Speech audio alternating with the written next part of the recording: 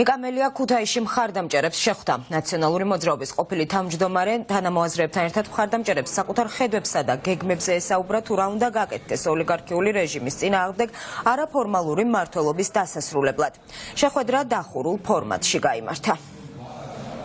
თავარია ამ პოლიტიკურ პროცესში, ამ პოლიტიკურ კრიზისში და სისტემაში, რომელიც იხწრება, ვიპოვოთ შესაძლებლობა და შესაძლებლობა გამოვიყენოთ. შეუძლებელია მომავალში მოხდეს წარსული, შეუძლებელია უკეთესი მომავალი ქვეყანაში, სიახლის გარეშე ერთი და იგივე სკეთებით, შეუძლებელია ქვეყნის მოსახლეობისთვის მოვიტანოთ სიკეთე და მე ვფიქრობ, თანამოაზრეებთან ერთად მნიშვნელოვანია ამ ყველაფერთან დაკავშირებით ვისაუბროთ. როგორ ვაპირებთ ბრძოლის გაგრძელებას და როგორ ვაპირებთ ბიძინა ივანიშვილის რეჟიმის დამარცხებას, რომელიც ქვეყანას არაფერს კარგს არ უქადის. ჩვენ და მე პირადად ვარ იქ, სადაც არის ხალხი, სადაც არის ხალხის ინტერესი და ძალიან ბევრი კითხვები აქვთ.